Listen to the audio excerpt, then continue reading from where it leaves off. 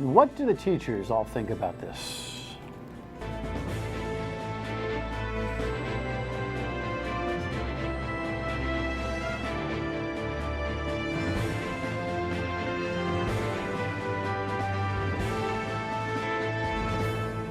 The Dan York State of Mind program is brought to you in part by Lookout Rhode Island and Taco Comfort Solutions. Maribeth Calabro is the president of the Providence Teachers Union, and she's graciously come here to talk about the challenges that exist here with the school crisis. And I will tell you that this teacher union is going to play an instrumental role in all of this. She knows it, everybody knows it, but nobody really knows how to put their finger on it right now. On Fridays, we are able to kind of get into an issue without distracting ourselves, mainly because we aren't taping for the same day. So this is yesterday's taping for today's new show. And my guess is that both the program last night with Dan McGowan on this matter and this show might be seen on a couple of other nights based on some summer downtime and vacation time, because they are conversations that will last for a while. Although I'm guessing that there ought to be real changes quicker than some people think about the progress in the system. Anyway, just to remind you, in case you haven't had a chance to pay attention or you've been out of town or something, here's a headline from earlier in the week, and I will offer Eyewitness News report on it one more time. There's no disputing the findings in a scathing report on Providence Public Schools. The system is broken, and the Providence Public Schools are in crisis. We need to get to the core of the challenges. We need transformational change.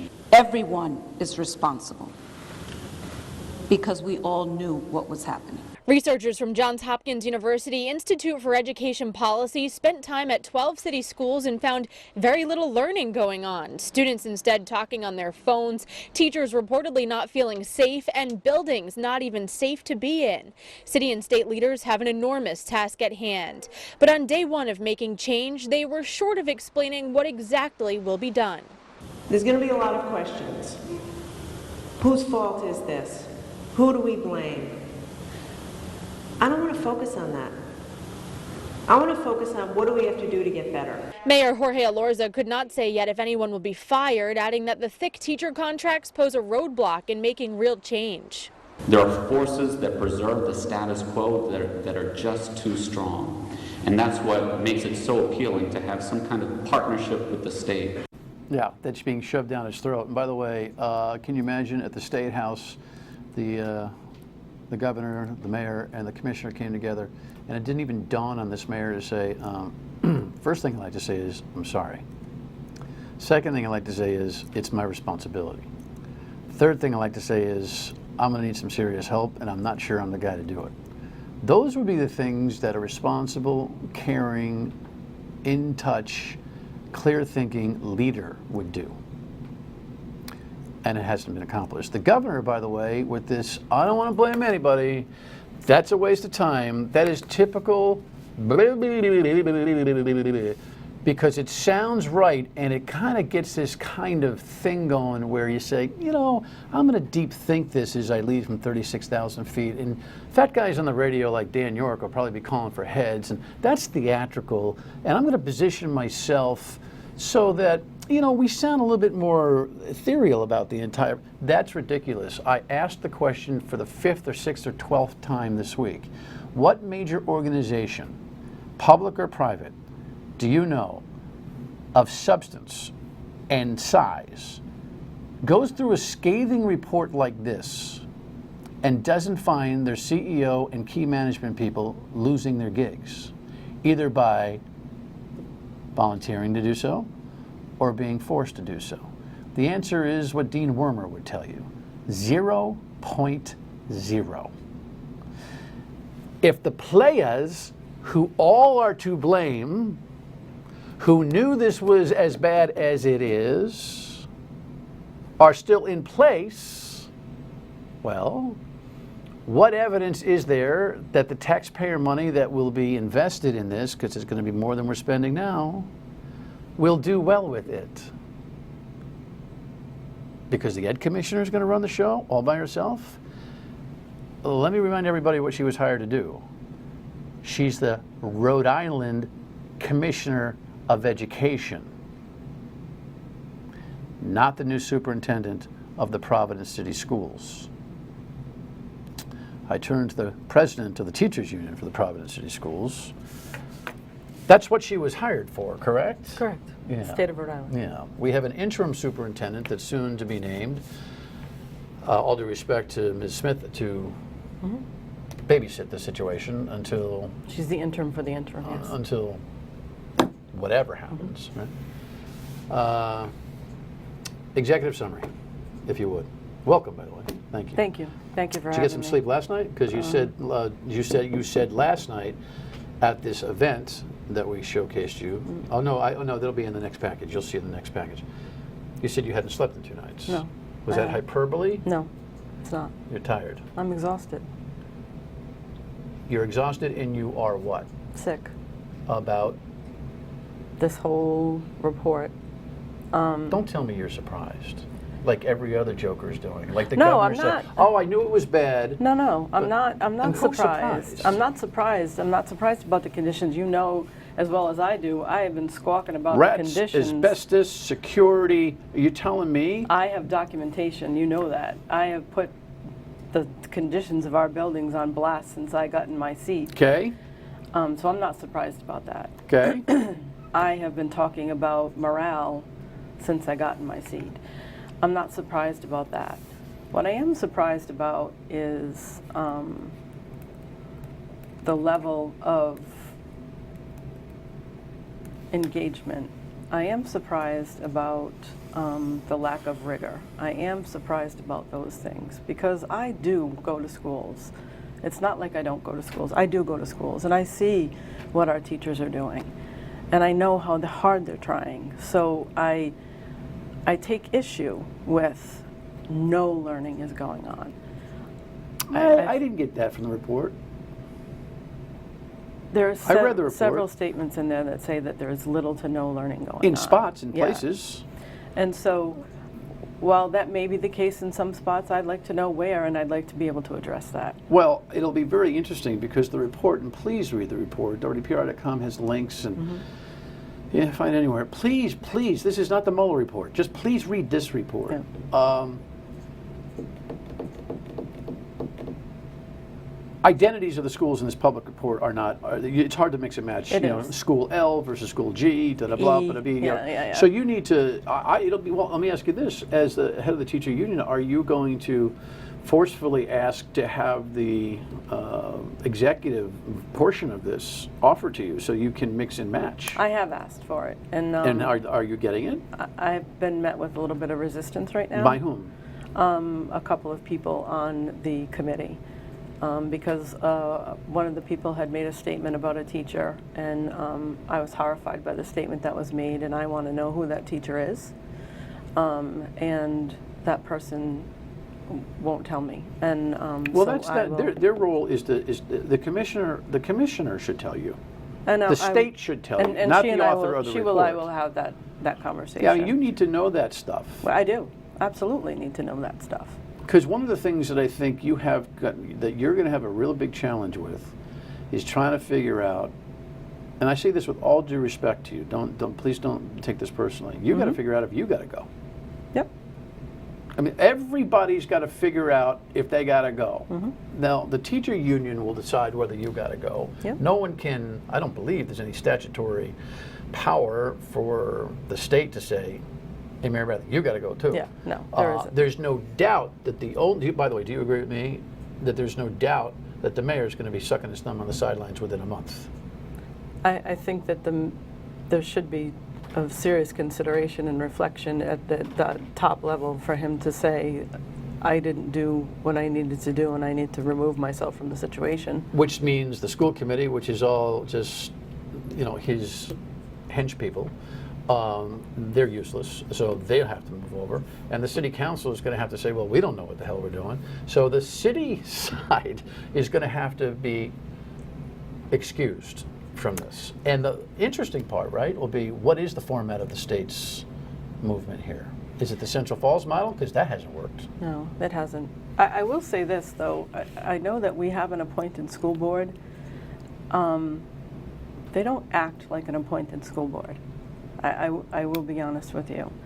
They don't act as if they are beholden to the mayor's office. I have to be frank with you about that. And so I work with the school board. We have a very decent relationship. We don't always agree. We don't always see eye to eye. But I've worked with school board members. Give me one example of their independence. So we worked together on this teacher absentee problem that we had, right? And so we've come up with a plan together to try to address excessive absences of teachers. And But where did they exercise independence from the mayor on that? And to your credit, you were quite candid and I think pretty self-actualized about this absentee thing. Yes. I mean, you were very public. You called out your own brothers and sisters and said, hey, listen, it's no good. This is no good. Can't teach if we're not there. But did the school committee act? I'm talking about where is the separation? Give me the example of the separation of the school committee from the mayor. Right. Okay. So systemically, it's going to... let's talk about the teacher challenges when we come back, okay? All right, well, these are happening like night after night after night. Headline and story from last night. 2 nights ago. Our buildings are crumbling. Teachers and students do not feel safe in our schools. That's what a broken system looks like. Eso es lo que un sistema roto se ve. ¿Cómo se ve? One day after the sobering Johns Hopkins report on the Providence public school system is released, Rhode Island's new education commissioner hears concerns straight from parents. I am begging the State Department of Education to take over the Providence schools. Outside reviewers from Johns Hopkins had to come in here and be shocked and horrified to the point of tears about what they saw before we're all here. Some spoke up begging for change, saying officials can no longer say they didn't realize what was going on. And now no one can claim ignorance. And now the state also needs to take responsibility. From academics to discipline, the report describes the district as one that is struggling from top to bottom. Parents at the meeting brought up cell phone usage multiple times, shocked at what the research found. In the report, one person said, quote, "There's no penalty for being on a phone. At least 10 phones are out in my class every day. They're FaceTiming and watching Netflix in the classroom with no headphones." While students vape in class and goof off on their phones. More tech in our schools is not the answer. The president of the Providence Teachers Union says educators are well aware of the problem. There are a lot of teachers in this room right now. So I need for teachers who are in this room who struggle every single day with technology in your classrooms and asking and begging and pleading for students to put technology away, to please clap. At first, I didn't know where you were going with that. I was there last night when you made that request, and I went, oh, duh. It's the cell phone thing that's strewn through this report. Oh, yeah. Where kids are more or less, you know what they're giving you as they're watching Netflix or whatever. That's not a surprise to you. No. You're a middle school teacher. We live it. I'm in middle school. So they got them all the time. All the time. What are you doing? What do you do with the 22 kids?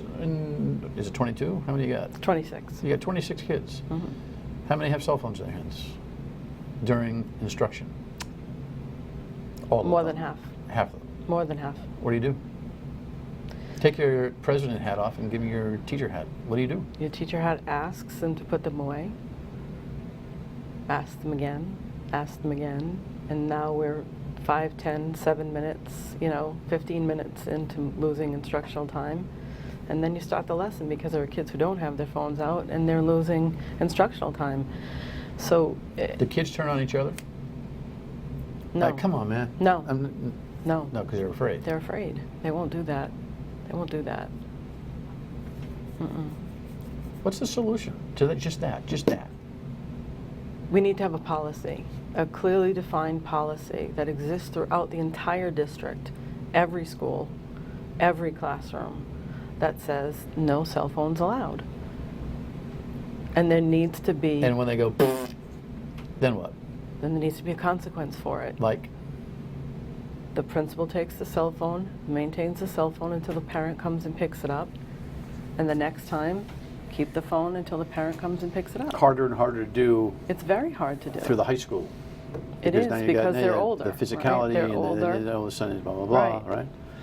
But it needs to be done. You think if there's It does need to be done. Can I ask you this? I mean, I know this sounds like a really stupid question. Why hasn't that been done? Do you need a report like this to be able to? Have you think guys that- argued loud enough for this? I mean, have you? This is a on a very formal level? serious battle that we have on a lot of levels. There hasn't been any And headlines on you, that kind of thing. No, there hasn't been any headlines on it. What ends up happening is if a teacher tries to take the cell phone, then they're accused of putting their hands on a student, and then they get reprimanded. And they get taken to HR, and they get a consequence, the teacher does. If a principal or a teacher takes the cell phone and someone steals it out of their desk, then the teacher is made to pay for the cell phone. I don't have $600 to pay for a cell phone. My cell phone didn't cost $600. All right, so that's all screwed up. That's all screwed up. Governor feigned surprise. She didn't realize how bad it was. She didn't know there were rats. She didn't know there was asbestos. She didn't know there were security issues.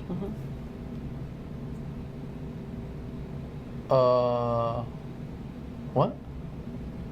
Let me ask you this. Do you agree with me that if the commissioner is of the right stuff, that there should be an emergency plan in place this summer to cure those buildings of the asbestos and or rat problems and whatever security issues exist because windows are broken or whatever, or declare those facilities unusable?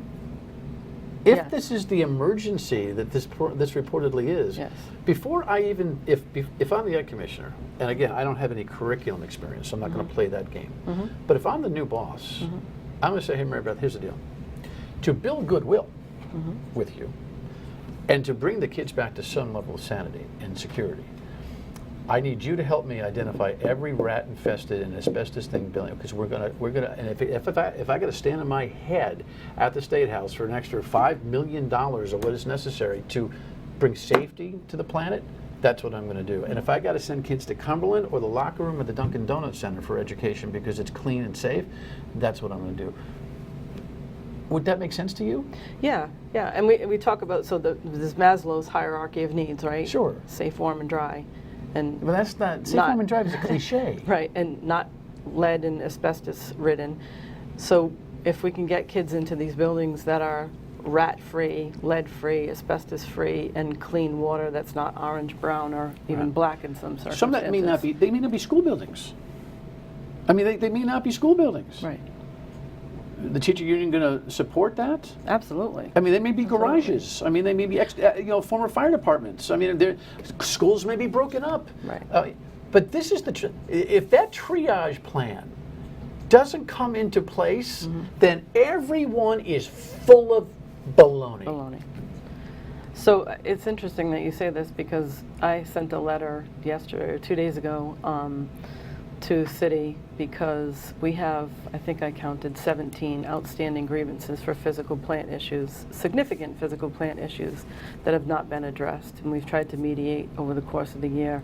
And some are so significant that it's lead paint falling from the ceiling, where in an elementary school where the entire stairwell has to be shut down when it rains, which means that there's only one means of egress out of the building should a fire take place if it's raining.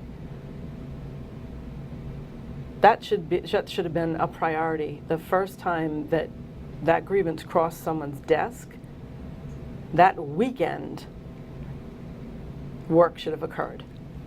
That weekend, not, oh, it'll happen April break. Oh, it'll happen the first week of June. Oh, it'll happen, Memorial Day weekend. Oh, the money's been taken off the table.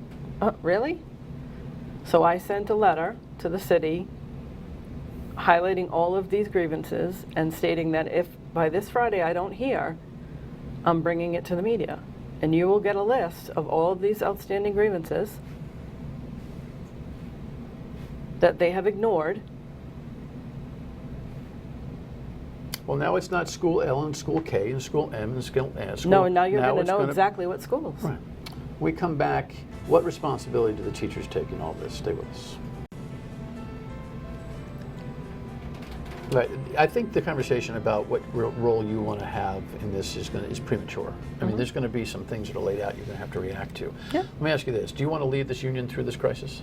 Yes, I do. You want this job? I do want this Do you have job. to prove to your membership that you've done enough? I hope I don't. I hope they think and believe in me. I think I've gotten a lot of support If over the we past have a couple of new days. hybrid form of state takeover, if we do Central Falls again, that would be dumb. That doesn't make sense. to Central me. Falls has been a disaster. And that's the state takeover. So be careful what you ask for, right? So this commissioner's going to have to figure out a new formula. And she's got a challenge. She's the commissioner of the entire state of Rhode Island. Correct. Her super focus on this probably is going to require an assistant commissioner for the rest of the state or something like that. Don't you agree? Absolutely.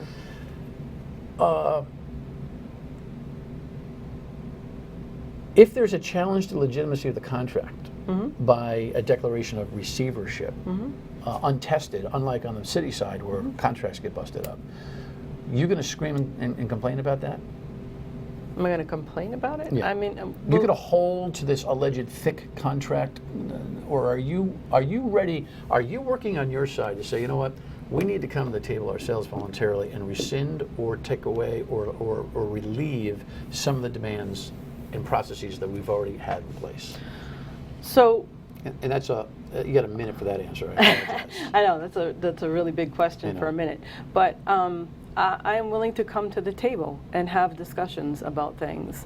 Part of the things that they talked about in the report are the hiring process, which was imposed upon us by a former commissioner.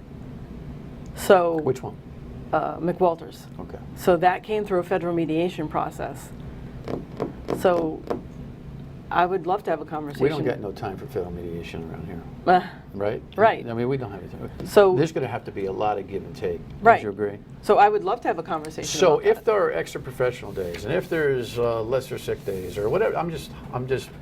Is We it all- had more professional days. is I it would all love is gonna to be have all- a conversation Will it about all that. be about money? Is everything going to be about money? No, because we just added 2 professional days for no pay in our contract, the last negotiations. So it's not all about money. All right. As that stuff comes up, I hope that you'll continue to have dialogue with us. I appreciate your openness, and get some sleep, will you? Thanks. The you. stress of this has been big for everybody, Yeah, hasn't it? yeah, it has. Yeah. Yeah, it has. There might be better days. I can't guarantee. I take this stuff personally. You should. Who wouldn't? Final word. Next. Yeah, so there's all of this like warning that the schools are going to take a long time to turn around, so everybody's in this for the long haul. That's political speak. It doesn't take a long time to get rats and asbestos and a couple fire alarms or whatever is necessary for the front door security and some windows. And if any of these people are serious, that stuff is going to happen for Labor Day. Congratulations.